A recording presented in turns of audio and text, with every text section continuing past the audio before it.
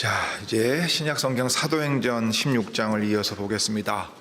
오늘까지 사도행전 16장을 보고요. 제2차 선교여행이 시작되는 그 내용입니다. 여기까지 멈춰두고 우리가 7월, 8월에는 이제 신앙의 기초도리를 복습 겸 또 공적신앙 고백 준비나 회원 가입을 준비하는 분들과 함께 다시금 그 내용들을 생각하겠습니다. 자, 사도행전 16장 6절부터 10절을 읽고 그 내용을 생각하겠습니다. 성령이 아시아에서 말씀을 전하지 못하게 하시거늘 부르기아와 갈라디아 땅으로 다녀가 무시아 앞에 이르러 비두니아로 가고자 애쓰되 예수의 영이 허락지 아니하시는지라. 무시아를 지나 드로아로 내려갔는데 밤에 환상이 바울에게 보이니 마케도냐 사람 하나가 서서 그에게 청하여 가로되 마케도냐로 건너와서 우리를 도우라 하거늘 바울이 이 환상을 본 후에 우리가 곧 마케도냐로 떠나기를 힘쓰니 이는 하나님이 저 사람들에게 복음을 전하라고 우리를 부르신 줄로 인정함이로라. 자, 사랑하는 교우 여러분, 우리가 이제 사도행전을 통해서 그리스도께서 약속하신 대로 당신의 교회를 세워가시고 또 이끌어가시는 모습을 보고 있습니다. 오늘은 제2차 선교 여행이 시작되어서 바울이 이제 1차 선교 여행 때 세웠던 교회들을 방문해 간 뒤에 이제 어떻게 새로운 경로로 나아가게 됐는가, 거기까지를 이제 보려고 합니다. 그럴 때 이 모든 일은 이제 그리스도의 인도하심을 따라가는 일이라 하는 것을 우리가 분명하게 확인할 수 있습니다. 그와 동시에 이제 여기서 본문 자체는 아주 간결하게 핵심적인 내용만 말하지만 바울의 편지들 가운데 나타나는 것을 통해서 이제 사도 바울이라 하는 사람이 어떤 일들을 겪었고 어떻게 갔는가 하는 것들을 좀 더 생각해 볼 수 있겠습니다. 그 다음으로는 이게 이제 사도행전 16장 이 본문이 제2차 선교 여행의 새로운 이제 경로가 열리는 걸 보여주는데, 사실 모든 사람이 인정하듯이 이것은 세계 역사를 바꾼 일입니다. 유럽에 기독교 복음이 들어가서 그 복음이 이제 그 유럽에서부터 시작해서 민족들의 이동을 통해 전 세계로 흩어지게 되는 이 역사의 경로를 시작하게 만드는 어마어마한 일인데, 자, 그렇다면 그 일 가운데에서 이 바울이 본 환상이 어떤 의미가 있겠는가를 좀 생각할 수 있습니다. 특별히 마케도니아 사람의 그 한 사람이 서서 말하는 환상을 보았다는 말이죠. 그럴 때 그가 건너와서 우리를 도와달라 하고 이 요청하는 부분이 있습니다. 자, 그렇다면 바울로 대표되는 이 선교단, 더 나아가서 이 기독교회는 무엇을 요청받고 있고 무엇으로 도울 수 있는가 하는 것을 이제 생각해 볼 수 있겠습니다. 자, 먼저는 이제 그 선교단 일행의 이 일이 그리스도께서 친히 이끌어 가시는 일인데, 이게 이제 어떤 계획과 경로를 가지고 가고 또 그것을 그리스도께서는 어떻게 이끌어 가시는가를 좀 더 생각해 볼 수 있습니다. 이 6절부터 9절의 내용을 가지고 우리가 생각해 볼 수 있는 내용입니다. 이제 관련해 가지고는 지명이 나오기 때문에 이 지리를 좀 생각하면서 우리가 이걸 봐야 됩니다. 그러니 오후 예배 이 신앙 고백서 관련된 자료 맨 뒤쪽에 보시면은 지도가 2개 있는데, 그 중에 바울의 제2차 선교여행 지도를 옆에다 펼쳐 두시고 우리가 같이 내용을 좀 생각해 보겠습니다. 자, 바울은 이제 제1차 선교여행 때에 이 복음을 전함으로써 제자들이 생겨나고 그 제자들이 모여 교회로 서고, 그래서 그 교회의 장로들을 세움으로써 자신들이 떠나도 교회 지도자들이 있어서 교회로서의 이 모습을 갖추게 하는 것을 이제 우리가 알고 있습니다. 그리고 그 교회들이 어떻게 든든히 서가고 있는가 한번 살펴보기를 원했고, 그들을 통해서 하나님이 이제 신방하러 가시는 겁니다. 그리스도께서 친히 당신의 교회를 이제 찾아가시는 것인데, 그 일을 시작할 때 이제 바나바와 크게 다투게 되어서 이제 경로가 나뉘게 되었습니다. 원래대로라면 이제 이 지도에 보시면 키프로스라고 되어 있는데 이 섬이 있습니다. 오른쪽 밑에 부분에 섬이 있지요. 이게 이제 구브로입니다. 사이프러스 섬, 키프로스 섬인데요. 잘 보시면 저기 시리아의 안디옥이 한 중간 정도, 맨 오른쪽에 중간 정도 있죠. 이게 이제 이방인 선교의 본부 역할을 하는 아주 중요한 교회였고, 바나바와 바울이 그리고 다른 선지자와 선생들이 이 교회에 많이 있었다는 기록이 이제 13장부터 계속 나왔습니다. 자, 그래서 안디옥에서 실루기아로 가서 실루기아에서 배 타고 이 구브로 키프로스로 가는 것이 이제 1차 선교 여행의 경로였습니다. 그래서 바보에 이르러서 다시 이제 그 비시디아 근처의 안디옥으로 들어가는 경로로 갔는데, 바나바와 마가가 이 키프로스 구브로 섬으로 가니까 이제 바울 일행은 그쪽으로 가지 않게 되었습니다. 근데 이게 이제 이 기록만 보면 그런가 보다 하겠지만, 사실은 이것은 선교단으로서는 대단히 뼈아픈 일입니다. 그 안에서 분열이 생겼다는 것 자체도 그렇지만, 다른 하나는 선교의 경로라는 측면에서도 그렇습니다. 잘 보시면 이제 안디옥에서 실루기아로 가서 키프로스 섬으로 가려면 이동할 때 무엇을 이용해야 되겠습니까? 배 타야지요. 배 타죠. 그러면 구브로 섬에서 다시 저 길리기아 쪽 그리고 비시디아 근처로 이동하려면 어떻게 가야 되겠습니까? 또 배 타고 가야죠. 자, 그런데 키프로스 섬, 구브로 섬으로 바나바와 마가 요한이 갔으니까 바울 일행은 그쪽으로 안 간 겁니다. 그러면 자, 시리아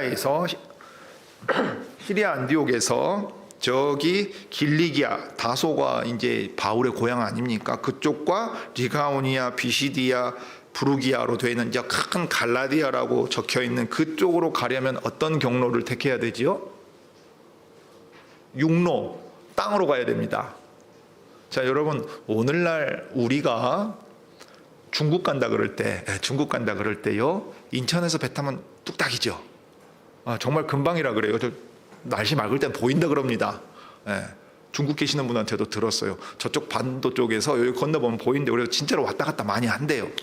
그런데 이걸 우리가 육지를 통해서 간다 그러면 무슨 일이 생깁니까? 인천에서 어디로 가야 돼요? 예를 들면 그냥 쉽게 말해서 어디 평양으로 갔다가 저 이북 땅 다 지나가지고 중국 경계 백두산 건너고 압록강 건너고 저 걸어서 돌아가야 되는 거하고 똑같습니다. 우리는 차라도 있지요. 여러분, 이 시대가 주후 빨리 잡으면 46년 잡기도 하고 50년 어간을 잡는단 말이에요. 그럼 몇 년 전이에요? 예? 거의 2000년 전 얘기예요. 이 시대의 사람이 뭘로 이동하겠습니까? 낙이나 말이나 걸어간단 말이에요. 그러니까 우리 조선시대에 과거 시험 보려고 산 넘고 물 건너서 보름, 한 달 걸어서 간 거 생각해 보시라 이 말이에요. 그러면은 이게 지금 그때 이런 여행을 간다는 것 자체가 목숨 거는 여행입니다.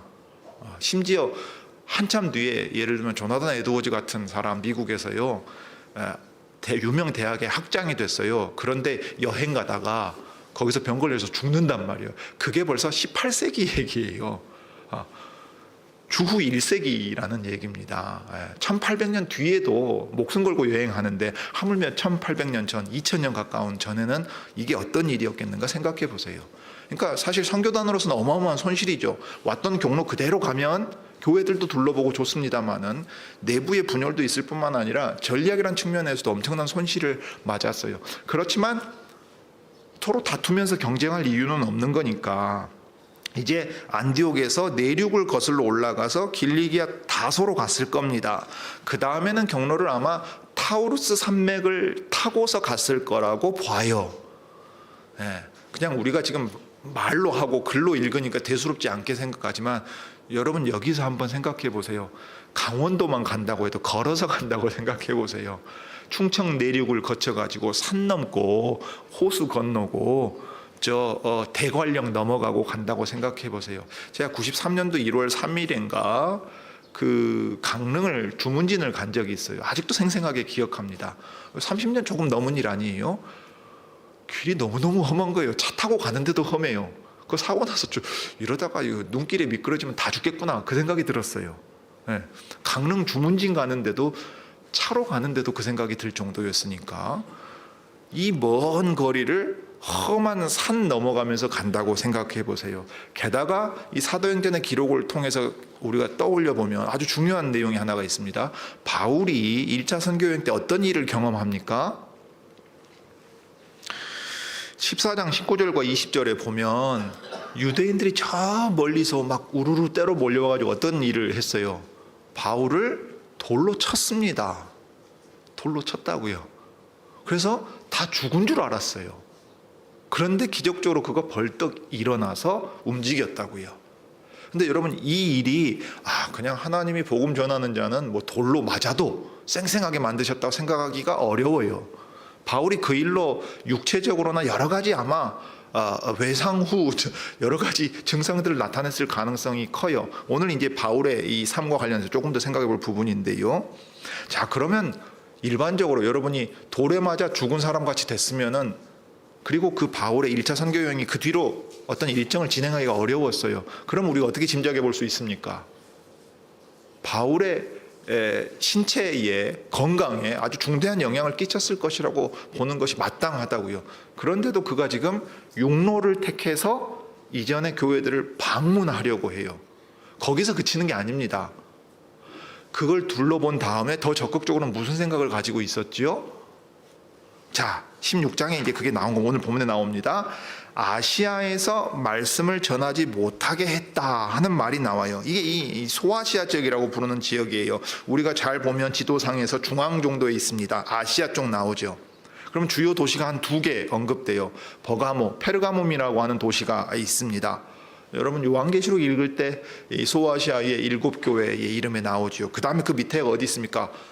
에페소스라고 하는 아주 유명한 도시가 있습니다. 아르테미스 신전이 있어가지고서 크도다 에베소의 아르테미스여 하는 얘기가 이제 사도행전에도 언급될 정도로 나온단 말이에요. 이 큰 도시들이 있었어요. 자, 그러니까 바울은 계속해서 앞을 내다보면서 나와 우리를 무엇을 하라고 부르셨느냐 하는 그 사명감에 사로잡혀 있었던 사람이에요. 그러면 이전에 내가 다녀온 데를 방문하고 온다 정도가 아니라 그 기회에 이제 복음을 들고 더 나아간다. 그러면 어디로 가야 되겠느냐 이 생각을 했다는 얘기예요. 그러면 전략적으로 어디가 중요하냐면 사실 아시아 지역, 여기 소아시아 지역이 대단히 중요합니다. 오늘날은 터키 지역인 겁니다. 그러니까 이 성서 지리 관련된 여행을 가면 예루살렘 쪽 한번 가고 그다음에 어디 쪽 많이 갑니까? 터키와 그리스 쪽 가죠. 왜냐하면 여기 간 다음에 그리스로 건너가면 되거든요.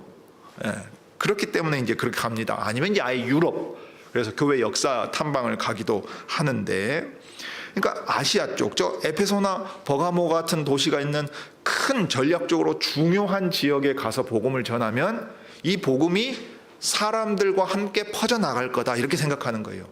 내가 전 세계를 곡곡을 다 누벼가지고 복음을 전한다 그게 아니라 중요한 전략적인 요충지에 가서 복음을 전하면 그곳은 사람들이 드나드는 곳이니까 자연스럽게 그 복음이 그 사람들과 함께 퍼져갈 거다 하는 매우 전략적인 사고를 하는, 오늘날로 치면 위대한 경영자 같은 면모를 가지고 있는 사람인 겁니다.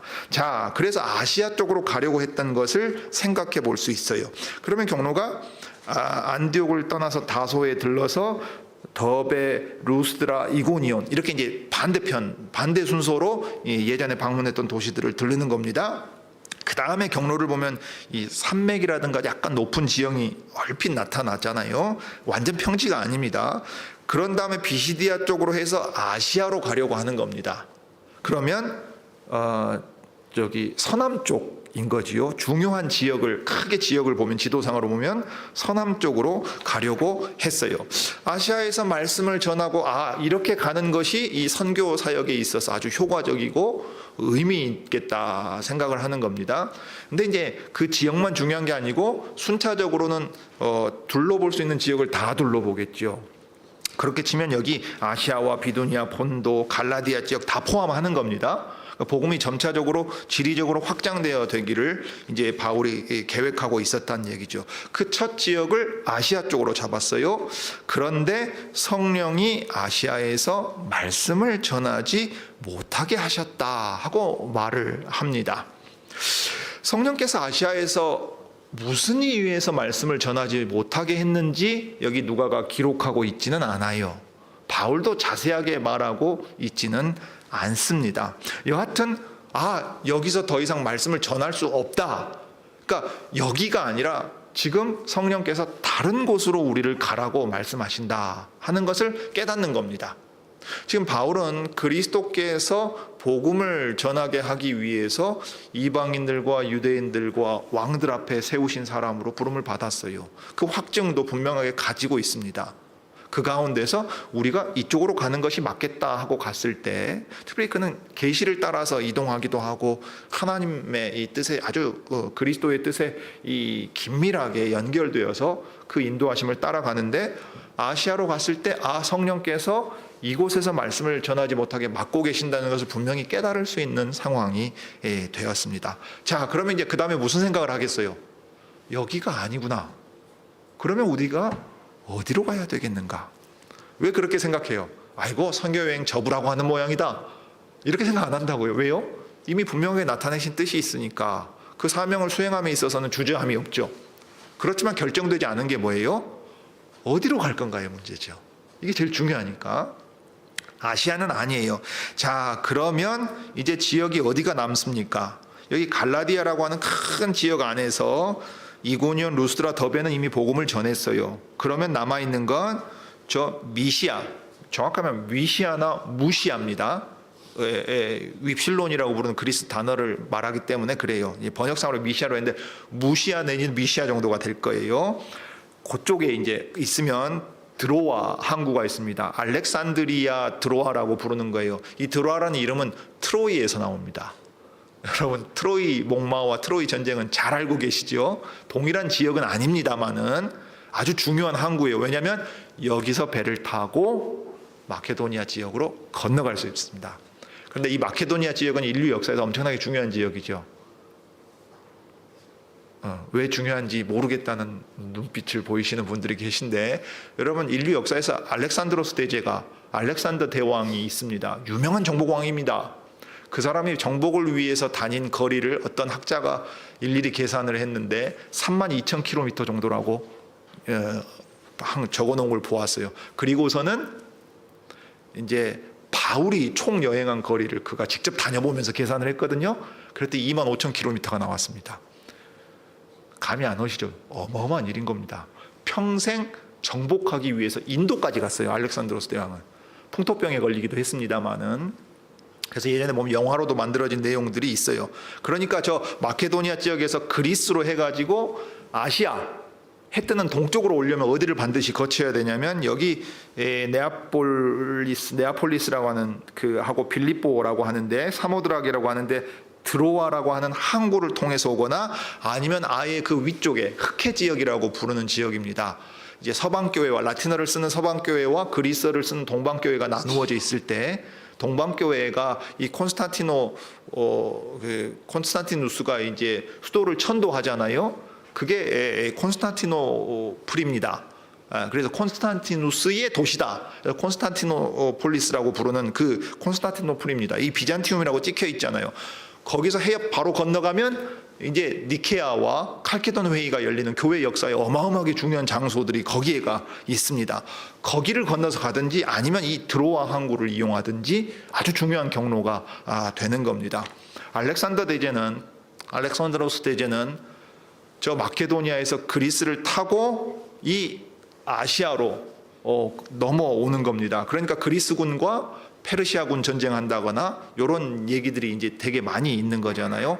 헬라스 세력이 아시아로 넘어와 가지고 대제국을 어마어마하게 확장시키려고 했다는 게 인류 역사에 남아 있어요. 반대로 아시아에서 오늘날의 서구로 가려면 반드시 어떤 경로를 택해야 됩니까? 저기 비잔티움이라고 찍혀 있는 곳을 건너가거나 아니면 여기 드로아 항구에서 아가야 지역이나 저는 사모드라기를 거쳐 네아폴리스나 빌립보 쪽으로 건너가야 되는 겁니다. 이게 이제 지리적으로 대단히 중요한 이 의미가 있는 지역이 되겠지요. 그러니까 정복 왕은 헬라스에서 동쪽으로 이동을 했지만 복음은 지금 예루살렘에서 시작해가지고 시리아를 거쳐 이 갈라디아 땅과 그것을 넘어서 소아시아 땅을 넘어서 이제 그 아가야 지역과 마케도니아 지역, 더 나아가 그 옆으로 가면 이탈리아 반도 나오고, 넘어가면 어떻게 됩니까? 알프스 넘어가면 유럽이 나오는 겁니다. 그러니까 이제 세상의 왕이, 정복 왕이 진행해온 방향과 정반대의 복음의 이제 방향을 우리가 지금 볼 수 있어요. 자, 여하튼 이 아시아 지역에서 성령이 말씀을 전하게 못하게 하시니까 어디로 갔다고 말합니까? 부르기아와 갈라디아 땅으로 다녀갔다 그랬어요. 그러면 이제 이게 지도상으로 보면 좀 더 중부에 가까운 겁니다. 근데 여기 부르기아와 갈라디아 땅이라 할 때는 같은 땅입니다. 하나의 명칭이에요. 부르기아 지역이 따로 있고 갈라디아 지역이 따로 있는 게 아니라 부르기아와 갈라디아, 더 크게는 행정구역의 명칭으로 치면 갈라디아 도로 보는 것이 좋습니다. 물론 이 표현을 쓸 때 항상 단일한 뜻으로 사용되는 건 아니에요. 사도행전 안에서도 다르게 이제 사용되는 경우가 있는데, 여기서는 기본적으로 인종과 지명이 합쳐져 있어서 있는 것으로 보시면 좋습니다. 그러니까 중부 지역 정도, 우리가 지금 지도상에서 보는 중앙 정도의 지역을 보는 거예요. 그러면 아시아 쪽으로 가려다가 어떻게 방향을 틀었겠어요? 중앙 쪽으로, 중북부 쪽으로 이제 올라가려고 경로를 바꾸게 된 겁니다. 자, 그런데 다녀가서 어디까지 갔냐면 7절에 무시아 앞에 이르렀다 했는데, 이 앞에란 말은 반대편이라는 얘기입니다. 무시아 반대편에 이르렀다는 얘기예요. 그러면 그 아시아로 가려다가 막히니까 비시디아 쪽에서 부르기아와 갈라디아 쪽으로 중앙으로 틀면서 이 무시아 쪽으로 해서 올라가려고 한 겁니다. 남서쪽에서 북부 쪽으로 올라가려고 한 거죠. 그러면 북부 쪽에는 뭐가 있습니까? 지도상에 비두니아와 본도가 있습니다. 자, 남쪽 아시아 지역이 아니라면 저 위쪽에 중요한 지역으로 우리가 가야 되는가? 그러면 그쪽으로 가자 하고 이동 경로를 무시아 쪽으로 잡아서 틀어서 올라가려고 하는데 무슨 일이 생겼느냐면, 그래서 비두니아로 가고자 애를 썼는데 예수의 영이 허락하지 않으셨다 했어요. 앞에 성령과 이 예수의 영은 같은 말입니다. 그러니까 이 성령은 누구시냐면, 성령께서 이 둘을 따로 불러 세워서 내가 시킬 일을 위해서 보내라 하는 게 13장에 기록되어 있잖아요. 이게 이제 1차 선교여행의 시작입니다. 수리 안디옥 교회가 그렇게 사명을 받았어요. 그러면 이 성령께서 이 둘을 따로 세워서 선교를 시작하게 하실 때 그 성령이 누구시냐면 예수님의 영이에요. 그러니까 교회의 주인이신 예수께서 이 성령님을 통해 선교단을 보내시고 선교의 일을 주관하신다 하는 것을 이렇게 지금 표현하고 있습니다. 그럴 때 사람이 그냥 가만히 있어서 오늘은 어디로 갈까요? 그러면 너는 북쪽으로 가라, 너는 남쪽으로 가라, 이런 식으로 인도함을 받는 게 아닌 겁니다. 적극적으로 그가 가지고 있는 모든 것을 활용하고 특별히 생각합니다. 분별해요. 전략을 세운다고요. 그리고 뜻을 모아가지고서 일행이 가는 겁니다. 그럴 때 하나님께서 그것을 허락하시면 문을 여시고 열매를 맺게 하시되, 아주 특별한 경우는 어떻게 하십니까? 막으세요. 그 일이 진행되지 않게 함으로써 무슨 뜻을 구체적으로 더 나타내시기도 합니까? 그것이 아니라 하는 것을 깨닫게 하시는 이 인도함의 방식이 여기 나옵니다. 자, 예수의 영이 허락하지 아니하셨다. 들어가려고 하는데 허락되지 않았다 그랬어요. 그러면 무엇이지? 국경을 넘어가려고 할 때 비자 안 나오는 것처럼 생각하기가 쉬울 텐데, 그런데 그때 당시에 이 로마의 프로크레이터의, 그러니까 빌라도와 같이 황제가 직파한 총독이 다스리는 영역에서 들어갈 수 없었다 하면 정치적인 문제였을 수도 있어요. 그런데 성령께서 말씀을 전하지 못하게 하셨고 허락하지 아니하신 일을 생각하면 외부의 여건보다 어쩌면 바울 자신에게 있는 어떤 사정이 있을 가능성이 상당히 높습니다. 오늘 지금 생각할 내용은 단언할 수 없는 내용이에요. 그러나 생각해 볼 만한 내용이니까 우리가 좀 더 생각해 보시죠. 그리스도께서 이제 이렇게 성령님을 통해서 막으셔가지고 방향을 이제 틀어 잡으시죠. 자, 아시아 아니고 비두니아와 본도 아니에요. 그러면 갈라디아 땅 가운데는 이미 이 복음을 어느 정도 전하게 되는 사정 가운데서 어디로 가야 되는 거지요? 그럼 남은 데가 어디입니까? 남은 데가 속어법이에요. 지금 밑에 안 되고 위에 안 되고 이쪽은 왔어요. 그럼 남은 건 왼쪽 저쪽입니다. 그러니까 좀 이상하지요. 아니 그냥 무시하러 가거라 하면 될 건데 뭐하러 여기 맞고 저기 맞고 해가지고 이런 식으로 이끌어 가시는가. 스스로 깨닫게 하시는 거죠. 너희가 지금 행하고자 하는 일을 위해서 내가 어디로 끌고 가고자 하는 것을 이런 방식으로 깨닫거라 하고 이제 교육적인 방식으로 이렇게 사용하시는 거예요. 그러면 왜 이렇게 되었을까? 좀 생각해 볼 부분이 있어요. 근데 이제 여기서 학자들의 의견이 대단히 갈립니다. 왜냐? 갈라디아서를 언제 썼느냐? 예루살렘 회의 전에 썼느냐? 예루살렘 회의 직후에 썼느냐? 한참 뒤에 썼느냐? 그래서 이 갈라디아가 남갈라디아냐 북갈라디아냐에 따라서 아주 여전히 논쟁을 하고 있습니다. 그런데 한 가지 분명한 사실은 바울의 육체의 그 건강에 문제가 생겼을 가능성이 대단히 높다는 거예요. 왜냐하면 아까 잠깐 말씀드린 대로 14장 19, 20절에 가면 바울이 돌에 맞아서 죽은 줄 알았습니다. 그런데 이제 기적적으로 주님이 그를 일으켜 세워서 움직이기는 했어요. 그런데 여러분 한번 돌에 맞았다고 생각해 보십시오. 그냥 돌 하나만 맞아도 무슨 일 생겨요? 여러분 죽을 수도 있지요. 뭐 뇌에 출혈이 생길 수도 있는 일입니다. 근데 이때 돌에 맞았다는 것은 무리가 군중이 돌을 던져가지고 사형시키는 방식이에요. 그럼 말 그대로 육체적으로 정신적으로 어마어마한 충격을 받은 겁니다. 이 본문을 살펴보고 바울의 생애를 생각하면서 좀 개인적으로는 더 다가오게 느껴진 게 있어요. 왜냐하면 갈라디아서 4장 12절과 15절에서 바울이 갈라디아 교인들이 자기를 어떻게 맞아주었는가, 특별히 처음에 그들을 찾아갔을 때 어떻게 맞아주었는가 얘기하는 부분이 나옵니다. 이 보면 내가 처음에 육체의 약함을 인하여 너희에게 복음 전한 것을 너희가 아는 바라. 갈라디아 지역, 여기 갈라디아 지역은 부르기아, 비시디아 이제 다 포함하는 큰 지역이란 말이에요. 그런데 이 갈라디아 지역을 제일 먼저 간 데가 어디냐면 이고니온, 루스드라, 더베 이쪽이란 말이에요. 네.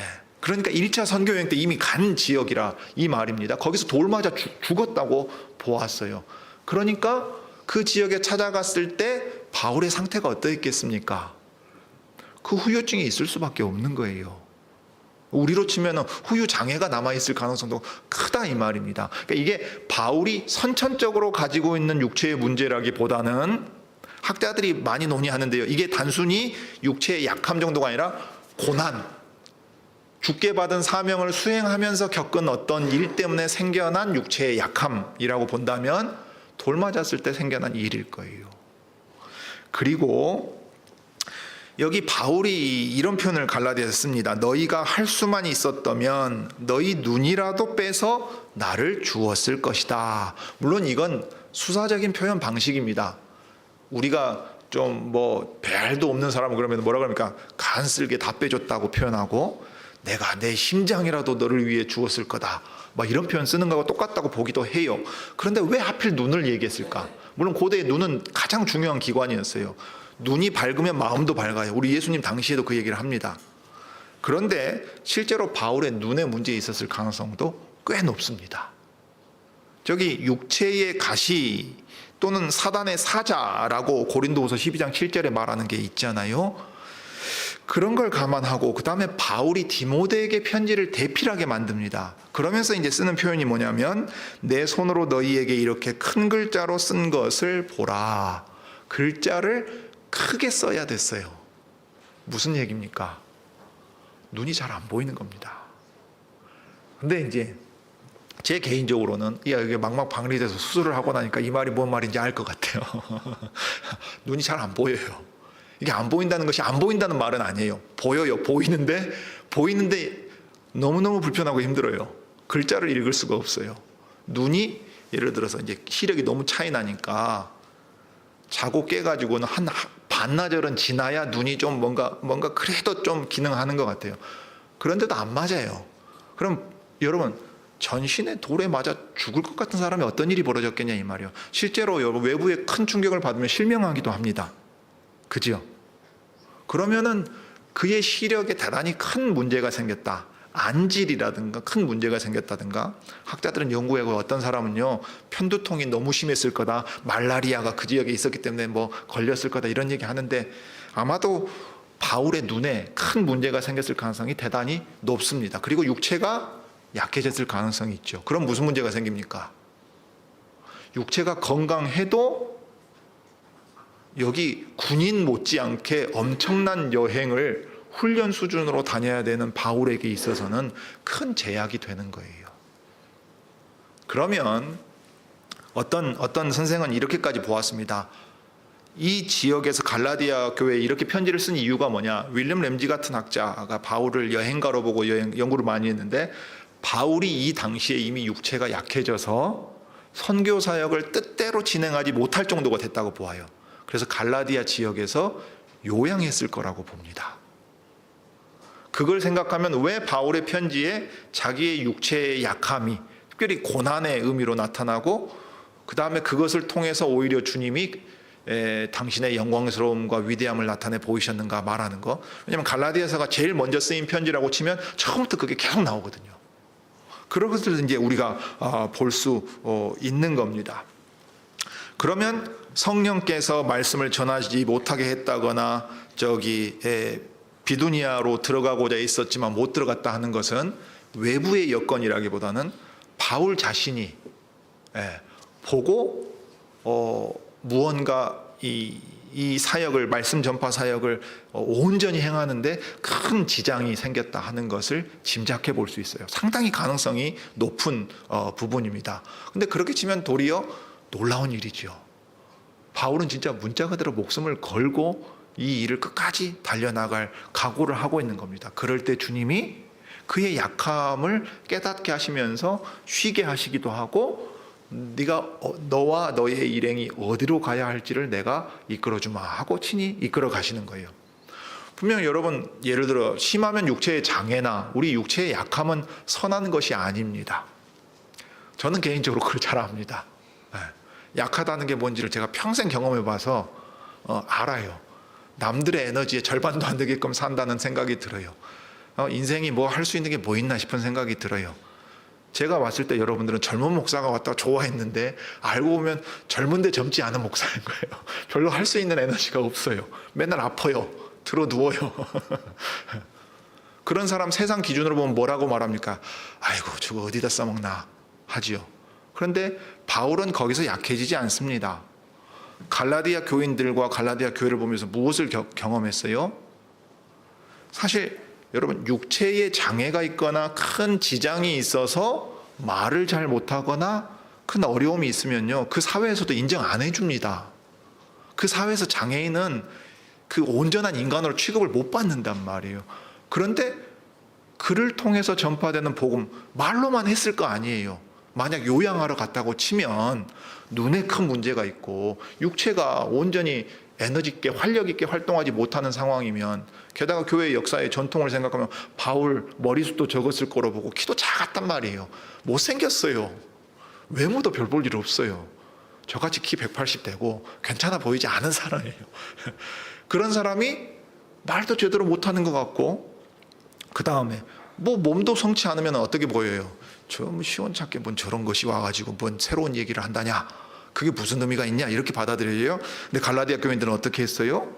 자기 눈이라도 빼앗을 것처럼, 예수님이 직접 자기들을 찾아온 것처럼 주님의 사자인 것처럼 대접해줬다, 그 얘기를 해요.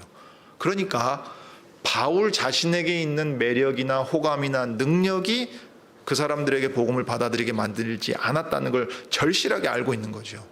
제일 약하고 별 볼 일 없어서 사람들이 에이 너나 잘 먹고 잘 살아라, 뭔 복음이 어쨌다고 그렇게 취급할 정도의 그를 하나님의 사자처럼 받아줬다 한 건, 이것은 진짜 성령께서 그리스도의 능력으로 그들의 마음을 열어서 받아주게 한 일이라 하는 것을 깨닫는 거죠. 그러니 자기가 고대 그리스에서 배웠던 수사학을 가지고서 말재간으로 남들보다 더 뛰어난 철학자라 자랑할 이유가 없지요.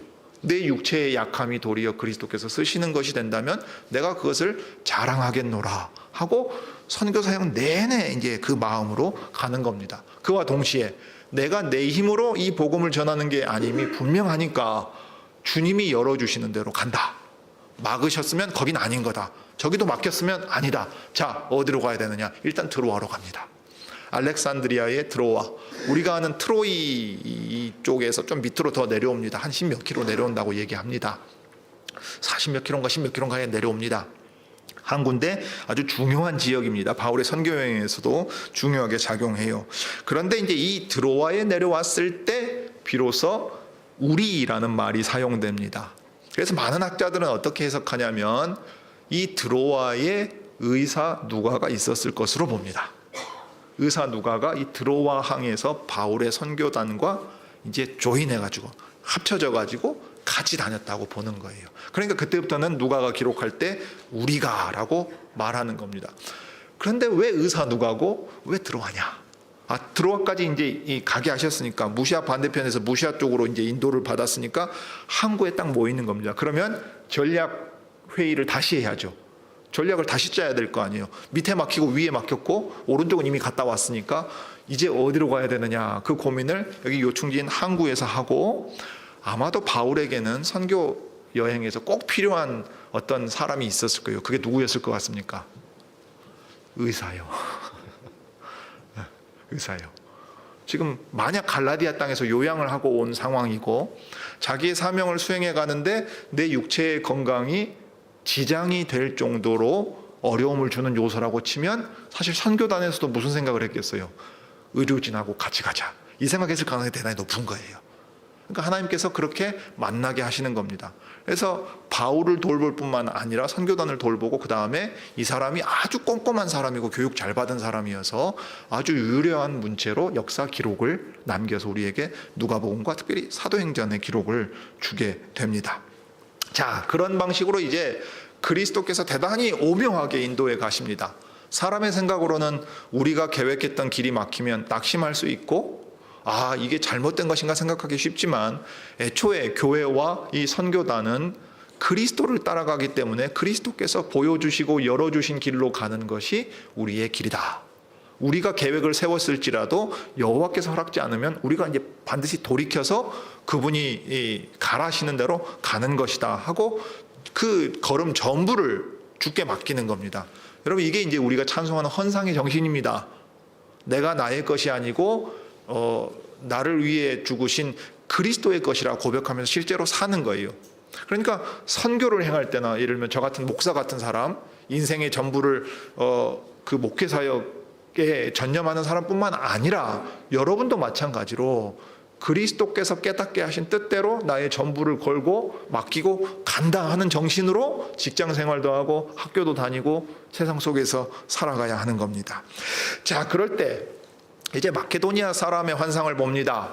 어떤 사람들은 알렉산더 대왕이 나타났을 거라고 생각하기도 해요. 왜냐하면 한 남자가 환상 가운데 나타났는데 이 사람이 마케도니아 사람이라는 것을 확실하게 알 수 있어야 돼요. 또 어떤 학자는 이렇게도 말해요. 그거 누가가 꿈에 나타났다고 말하기도 합니다. 분명한 것은 그 남자가 마케도니아 사람이라는 것을 확신할 수 있었다는 거예요. 어쩌면 언어나 억양이나 생김새나 그런 특징 때문에 확인할 수도 있었을 거예요. 아니면 하나님께서 깨닫게 해준 것일 수도 있습니다. 분명한 것은 그 사람이 마케도니아 사람이란 것과 그 사람이 마케도니아로 바울의 일행에게 건너와서 도와달라고 요청하고 있다는 사실을 깨달았다는 거예요. 그래서 밤에 환상이 바울에게 보이니 마케도니아 사람 하나가 가서 그에게 청하여 가로되 마케도니아로 건너와서 우리를 도우라 했습니다. 그래서 드로아 항구에 갔을 때 그것을 보여줬어요. 그럼 무슨 의미가 있습니까? 여기서 갈 수 있는 다른 문이 열린 거예요. 남쪽 닫히고 북쪽 닫히고 중앙부도 닫혔어요. 갈 이유가 없어요. 그런데 항구에서 자기들의 서쪽, 그러니까 전혀 생각하지 않았던 나중에나 갈 수 있을 거라고 생각했던 그 지역의 문이 지금 바로 열린다고 생각하는 겁니다. 근데 여기서 한 가지 더 주목할 사실은 환상을 보았다고 해서 그 환상 자체를 계시로 보지 않았어요. 여러분 환상을 계시로 봤다면 어떻게 말해야 됩니까? 환상을 보았다. 그래서 같다로 봐야 돼요. 그런데 환상을 보고서 어떻게 말하고 있습니까? 바울이 이 환상을 본 후에 우리가 곧 마케도냐로 떠나기를 힘쓰니 이는 우리가 저 사람의 환상을 통해서 우리를 주님이 부르신 걸로 인정했다 그랬어요. 다시 한번 그들은 이 환상이 무슨 의미인가를 생각하고 해석해서 거기에 주님의 뜻이 무엇인가를 함께 깨달았다는 얘기입니다. 바울에게 보여주신 이유가 있겠죠. 바울은 여러 환상을 본 사람입니다. 그것을 해석할 만한 역량도 충분히 있었고 선교단의 지도자 역할을 하고 있었습니다. 바울을 통해서 그 환상을 주심으로써 바울과 선교단 일행이 주님이 왜 아시아 쪽을 막으시고 비두니아와 본도로 못 가게 하시고 여기 무시아의 그 드로아 알렉산드리아 드로아 항구에 머물러 있으면서 이 환상을 보게 하셨는가 깨닫게 하시는 거죠. 아, 여기서 마케도니아 지역으로 건너가라 하심이구나. 그러면 항구니까 배 타고 사모드라게로 가서 경로는 좀 여러 개로 다룰 수 있겠습니다. 에게해로 갈 수도 있겠지만은 다른 경로를 가장 가까운 경로를 통해서 저기 마케도니아와 아가야 지역, 그리스 지역으로 갈 수 있게 되는 거예요. 그래서 이 지도를 한번 보십시오. 네아폴리스가 나오고 빌립보가 나옵니다. 암비볼리가 나오고 데살로니가가 거기 나오지요. 베레아 나옵니다. 저 밑에 보면 아테네 나오지요. 그 다음에 코린토스가 나옵니다. 운하로 유명한 데 아닙니까? 그 다음에 갱그레아가 나온 게 이제 여기에 있는 겁니다. 자, 그래서 이제 고린도후서 2장 12절과 13절에 보면 바울이 잠깐 그 얘기를 해요. 내가 그리스도의 복음을 위하여 드로아에 이름에.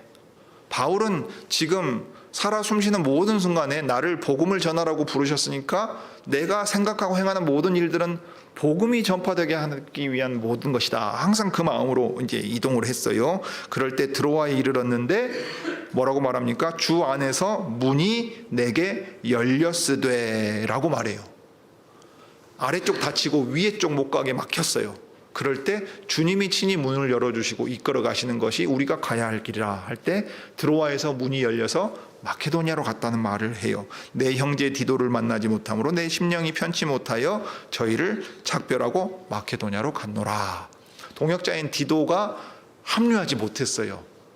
마음에 좀 힘든 부분이 있었어요. 그러나 주를 의지하고 주님이 문을 여셨으면 전혀 생각하지 못하고 계획하지 못한 경로지만 그곳에서도 주님이 당신의 복음을 전파하게 하실 것이라 하는 믿음을 가지고 갑니다.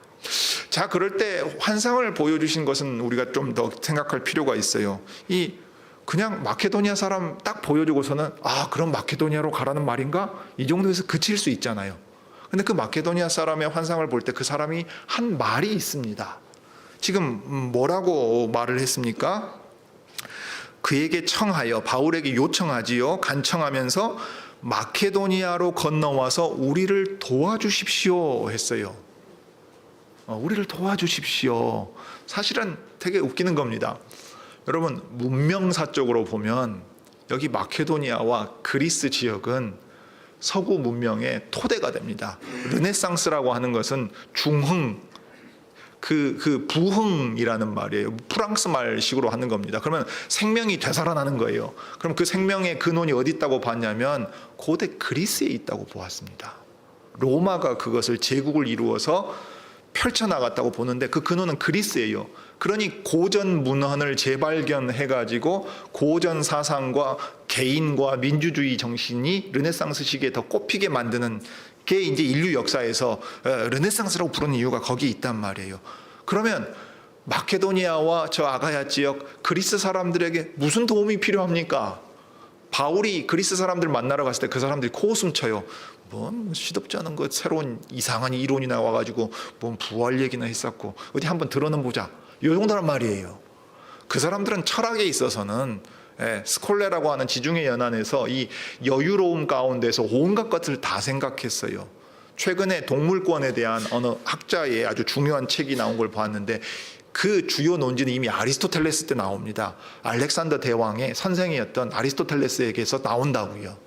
그러니 그 사람들이 수천 년이 지난 뒤에도 인류 역사의 사상의 근원이고 뿌리라고 할 만큼의 힘을 가졌는데 마케도니아로 건너가서 그리스로 건너가서 뭘 도와줘요? 그 사람들 도움 받는 게 오히려 아시아 지역일 수도 있는데 그렇게 생각할 수 있지 않겠어요? 뭘 도와줍니까? 돈 갖다 줘야 됩니까? 뭘 해줘야 되지요? 군사력으로 자기들 필요한 걸 해줘야 됩니까? 아니지요.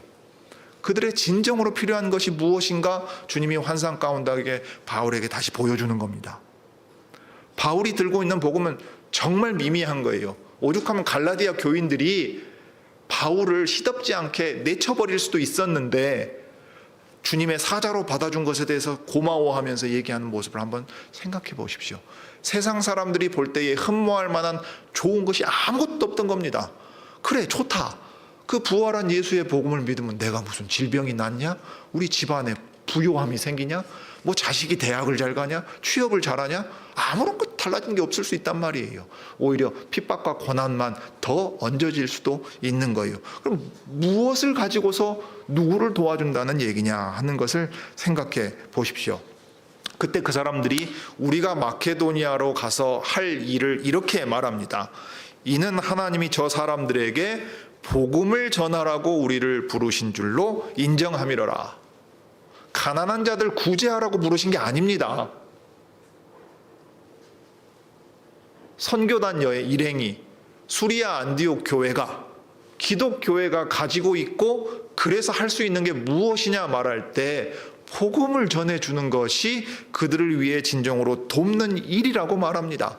복음으로 말미암아 그들 자신이 변화되어 하나님의 백성으로 살아가고 그리스도의 교회를 이루는 일이 그들을 진정으로 돕는 일이라고 말하고 있다고요. 우리 시대의 교회도 동일한 요청을 받고 있습니다. 사람들이 와서 우리를 도우라 그래요. 그런데 교회가 돈을 준다거나 복지 사업을 한다거나 다른 어떤 것을 한다고 치면 이제 사람들이 비웃습니다. 왜요? 교회가 더 못하거든요. 그리고 교회가 그것이 자기의 사명인 것처럼 생각할 때 무슨 일이 벌어집니까? 자, 그걸 하려면 규모가 있어야 되고 힘이 있어야 되니까 사람들 모으고 예배당도 좀 번듯해서 사람들한테 인정받아야 되지 않겠느냐. 예수 믿으면 건강해지고 심지어 죽은 자도 살아난다. 이런 일을 행해야 된다고 생각한다고요. 그런데 복음은 그렇지 않았습니다. 바울은 죽을 뻔했고 육체의 연약함을 평생 가지고 있었습니다. 사람들이 인정할 만한 것이 아무것도 없었다고요. 그런데도 그는 주 예수의 복음을 증거하고 그 복음을 받아들이는 사람들이 성령 안에서 새로워지는 일들을 보았습니다. 오늘날 교회가 기억해야 될 건 이겁니다. 교회의 규모가 커져서 사람들의 인정을 받는 것이 교회가 도와주는 일이 아닙니다. 사회에 그늘지고 어려운 구석들 많이 있습니다. 살피고 돌보고 도와야 할 겁니다. 그런데 교회가 복음으로 말미암아 행하는 선행이 아니라 복음과 상관없이 그 자체로 선한 어떤 일들을 추구한다면 우리는 그냥 복지기관이 될 거예요. 교회가 교회로 존재해야 될 이유와 사명을 잃어버리게 될 것이라 이 말입니다. 우리가 가지고 있는 건 은과 금이 아닙니다.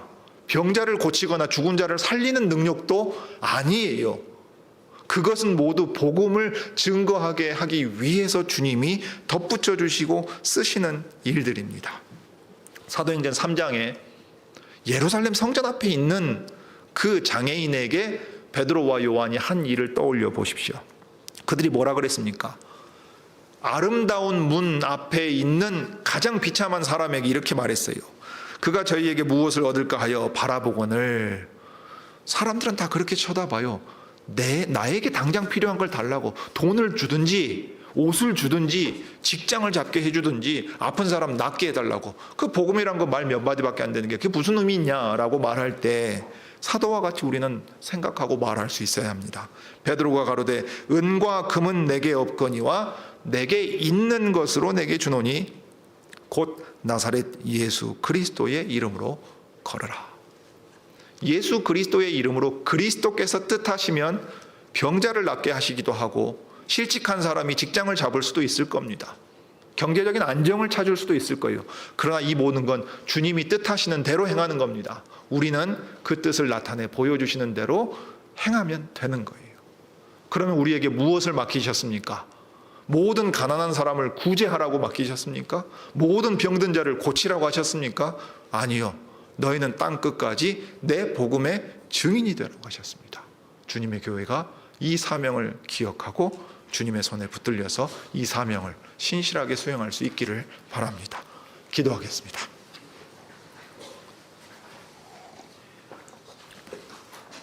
거룩하신 하나님, 우리 아버지, 주 예수 그리스도의 교회가 주 예수께 받은 그 거룩한 사명이 무엇인가를 저희가 다시금 기억합니다. 우리가 사람들이 볼 때에는 수가 얼마 되지 않고 미미하며 학식이 뛰어나지 않고 대단한 무슨 일을 행하지 않더라도 세상이 알 수 없고 가질 수 없는 그리스도의 거룩한 복음을 가지고 그 복음으로 말미암아 살아가는 그 나라와 또 그리스도의 몸을 이 땅에 드러내며 살게 하셨습니다. 그러므로 주님, 이것이 얼마나 영광스러운 일이고 또 놀라운 일인가, 또 이 일을 어떻게 우리 안에서 행하고 계시는가 우리가 항상 기억하게 하옵소서. 그래서 큰과 음의 유혹 앞에서 나사렛 예수 그리스도의 이름을 의지하여 걸어가며 바울이 자신의 평생의 푯대를 향하여 좌나 우나 돌아보지 않고 뒷걸음질치지 않았던 것처럼 우리도 그러한 정신과 마음으로 주님의 손에 붙들린 교회요 주님의 백성들이 되게 해주시기를 빕니다. 주 예수님의 이름으로 기도드립니다.